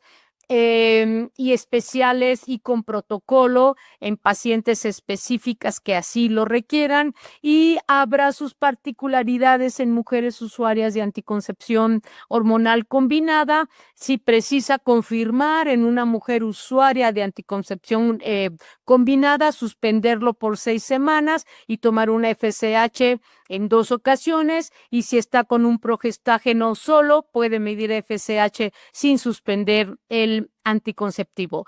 Les agradezco mucho su atención, ha sido para mí un placer estar con todos ustedes y muchísimas gracias nuevamente por esta invitación. Gracias. Gracias, buenas noches. De verdad es un honor y una alegría ver tanta participación. Estamos conectados 2,200 personas. Y bueno, tengo tiempo para preguntas. Les agradeceré a mis panelistas interactuar conmigo. Nos envían saludos desde Hermosillo, desde Tijuana, y nos preguntan, ¿es lo mismo climaterio que perimenopausia? Recordemos la historia natural del proceso del conocimiento que Ricardo lo destacaba y veámoslo desde la perspectiva que el doctor Arellano estaba planteando. El síndrome climaterio como tal sigue siendo la forma de entender todos los síntomas, y el haberle llamado climaterio fue una reacción inmediata para evitar un fenómeno de discriminación por menopausia. Pero en realidad, lo único que queda del nombre de climaterio es la revista de la Asociación Internacional de Menopausia, que así se llama Climateric. Nadie usa el término, ni en ninguno de los glosarios, ni australianos, ni ingleses, ni americanos se toca el término como tal. Manejémoslo como síndrome climatérico, como lo comentó la doctora Lira claramente. No, si me permite, doctor, en realidad la Sociedad Americana de Menopausia define tal cual el climaterio como un periodo de transición o un periodo, perdón, un periodo transitorio de cambios psicológicos, somáticos y endocrinos que se rodean o que van junto con la menopausia. Incluso menciona que pueden ser términos intercambiables junto con perimenopausia, que en realidad es todo lo que se encuentra alrededor de la última menstruación. Efectivamente, como dice, cada vez está más en desuso, pero si necesitan como puntualmente las definiciones, tal cual es lo que la Sociedad Americana de Menopausia menciona. Gracias, continúo. Doctor Lua, en mujeres jóvenes con tratamientos para quimioterapia, ¿las variaciones en los ciclos menstruales también serían un parámetro para determinar el estadio?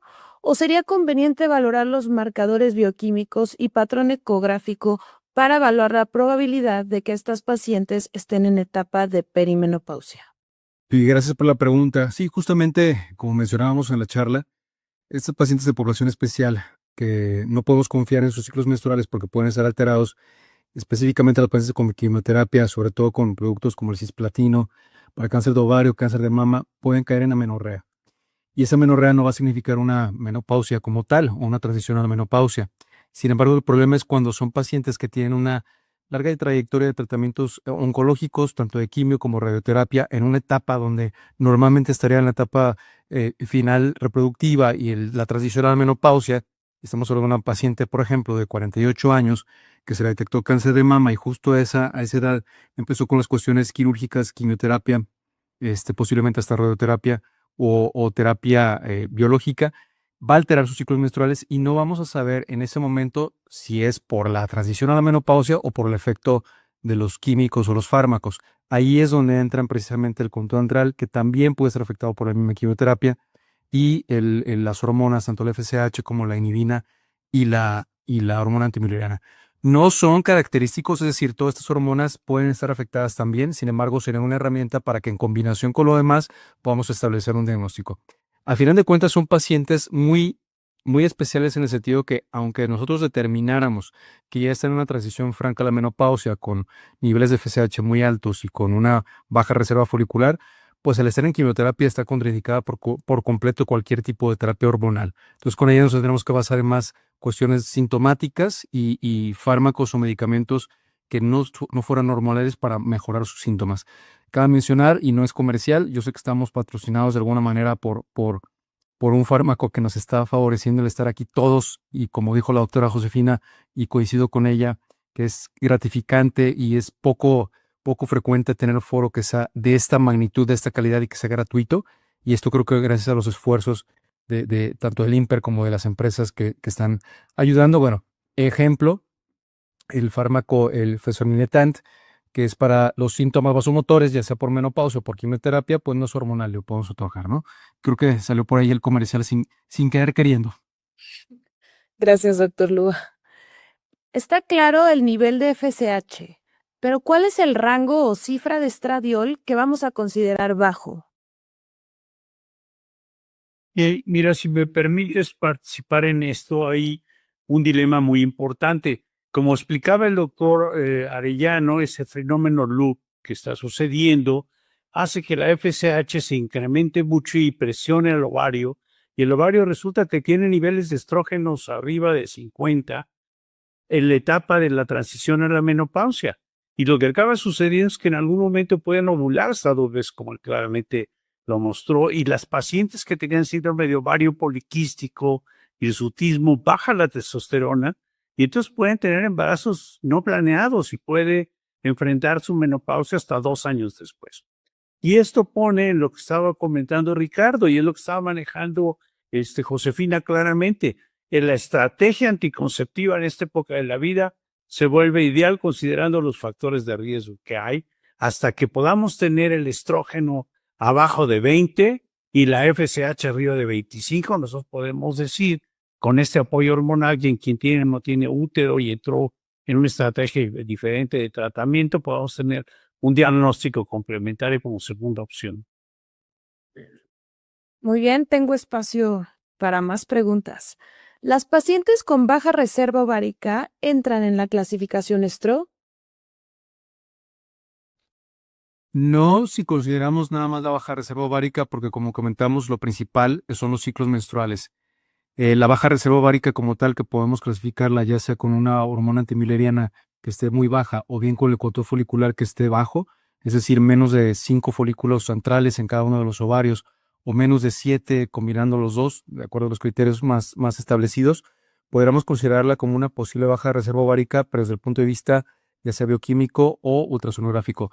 Pero si una paciente que está menstruando mes con mes, tendríamos que considerar cuáles de estas características entrarán en qué etapa. Pero si menstrua mes con mes y tiene alteración tanto en la antimileriana y en el control folicular, sí entraría dentro de la clasificación de estro de etapa fértil o de etapa reproductiva tardía, aunque los ciclos estén normales. Entonces es como una herramienta extra. Sin embargo, esto generalmente lo vamos a buscar en pacientes que están en búsqueda de fertilidad. En pacientes que están ya en una etapa que queremos clasificar si están en una etapa de transición a la menopausia, generalmente con los ciclos menstruales es más que suficiente. Pero sí, y bueno, la respuesta es sí podemos clasificar dentro de STRO, siempre y cuando también tomemos en cuenta los ciclos menstruales. Correcto.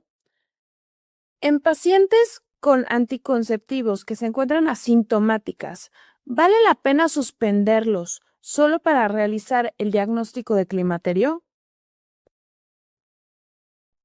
Pues no, mejor que siga con su anticonceptivo. ¿Cuál es la prisa? No pasa nada.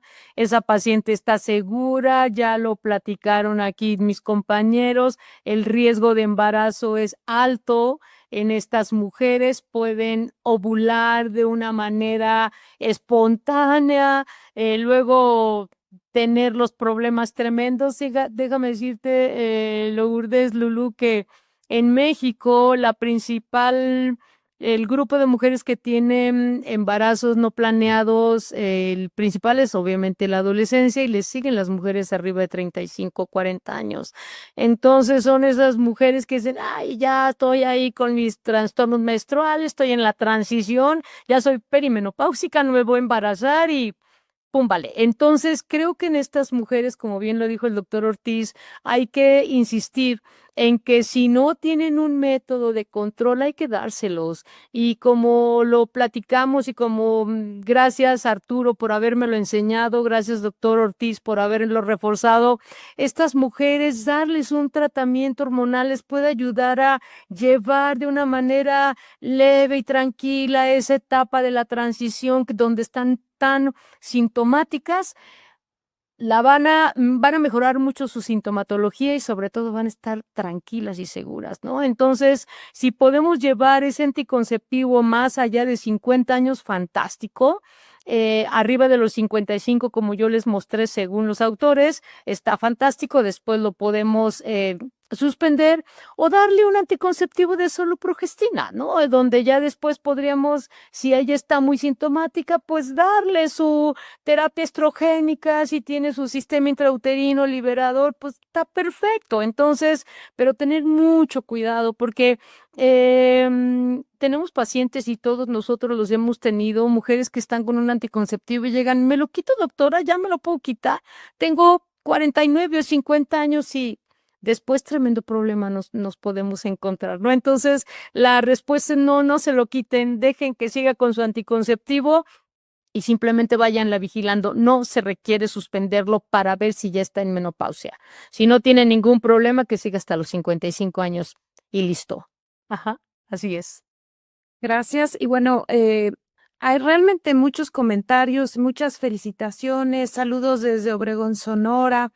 Y por ejemplo, preguntan, ¿cuándo es ideal hacer la determinación de hormona antimuleriana y de inhibina en el ciclo menstrual?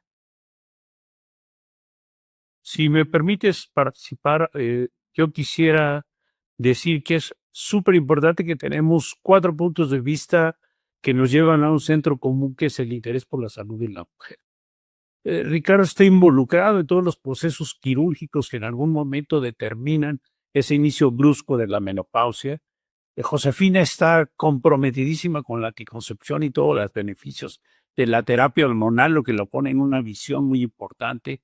Y en esa relación global y dual entre la mamá que deja que la hija tome el anticonceptivo y la hija que convence a la mamá que se lo tiene que tomar, viene el momento ideal en que la mujer que toma anticonceptivos, que no es más del 25%, ellas no conocen ningún síntoma de la menopausia. Llegan a esta etapa muy bien y, claro, no lo quieren dejar, y todos los que se dedican a la anticoncepción dicen, si la menopausia puede terminar hasta los 54 años, hasta los 55 seguir con la terapia. Pero la primera línea de tratamiento, que es muy importante que dejemos claro, es el objetivo de la terapia no hormonal, que la llevan prácticamente el 70% de las mujeres. Y ellas, en su nivel de empoderamiento con molestias y todo, buscan otras alternativas. Y esa alternativa no deja de ser un método anticonceptivo que podrá ser local y tener ciertas precauciones. Pero todos estos tratamientos, como Ricardo hablaba, tenemos ahora uno que actúa directamente en el hipotálamo y que tiene un impacto formidable en impactar en todos estos otros síntomas que claramente Josefina demostró a través de la escala de evaluación. Entonces, esa perspectiva de pensar en un tratamiento que puede usar cualquier endocrinólogo, cualquier internista, cardiólogo que esté involucrándose en una paciente, cualquier cirujano que va a tener una paciente en reposo y que puede controlar estos síntomas vasomotores, la nicturia, y que pueda la mujer dormir, eso le va a cambiar la perspectiva, le digo. Solo tengo espacio para una pregunta más. Les pido sean concretos en sus respuestas. A las pacientes que se realiza oforectomía bilateral, ¿a partir de qué edad es recomendable que se monitorice bioquímicamente para establecer la menopausia? No es necesario ninguna edad. Al ser bilateral, desde ese momento ella debería, por amor de Dios, recibir terapia de reemplazo hormonal, porque va a ser catastrófica su vida si no se lo hacen. Entonces no es necesario hacer ningún estudio. Si está seguro que fue oforectomía completa bilateral, adelante con la terapia de reemplazo hormonal con sus debidas precauciones. Gracias. Si ya tenemos la clínica, ¿es necesario medir FSH? No. Perdón. Es importante saber que no necesitamos hacer ningún estudio marcador bioquímico para hacer diagnóstico de menopausia. Incluso complementando la pregunta de antimuleriana y inhibina B, en realidad las guías NICE nos dicen que no es necesario hacer ninguna medición de hormona folículo estimulante, luteinizante, inhibina B o antimuleriana para hacer diagnóstico de menopausia, pero sí en caso de que se estemos sospechando insuficiencia ovárica prematura para hacer un diagnóstico oportuno, en pacientes que buscan reproducción asistida, entonces vale la pena complementar con antimuleriana, pero solamente para diagnóstico de menopausia, lo principal será enfocarnos en el cuadro clínico o en el ciclo menstrual. Y última pregunta, ¿cómo saber si una paciente en climaterio con anticoncepción está protegida desde el punto de vista cardiovascular? Pues bueno, es justamente un punto que quería comentar. En la conversación que tuvimos, a las mujeres con climaterio, las mujeres con menopausia, en la transición a la menopausia, cursan con muchas condiciones clínicas propias de la edad. No necesariamente tenemos que darles una terapia de reemplazo hormonal. Tenemos ahora muchas herramientas y bueno, una de esas herramientas ya lo comentaron mis compañeros, que nos las da a Estela, por fortuna. Esa sintomatología que estas pacientes pueden tener, pueden verse muy beneficiadas por el uso de una mujer con riesgo cardiovascular, pues no le vamos a dar una terapia de reemplazo hormonal que tiene lípidos elevados, colesterol elevado, un riesgo de trombosis elevada, pues obviamente para ella tenemos otro tipo de tratamientos. Entonces, una mujer que está en esa etapa de la transición a la menopausia, que está con su anticoncepción hormonal combinada y no tiene contraindicación, no se lo quite, siga con el anticonceptivo. Y si tiene contraindicación, pues entonces retírelo, pero dele alguna terapia con progestinas, por ejemplo, si estamos hablando de contraindicación para estrógenos, o algún tratamiento de barrera, como el condón, que este sería una buena opción para estas mujeres. Con su lubricante, por supuesto, porque si no les va de la patada. Entonces, siempre antes de su lubricante para que disfruten además ese evento. Gracias, gracias, doctor Ortiz. Gracias, doctor Arellano. Gracias, doctor Lúa. Gracias, doctora Lira. A todos, buenas noches. Nos despedimos con 2100 asistentes. Nos vemos el próximo martes. Gracias.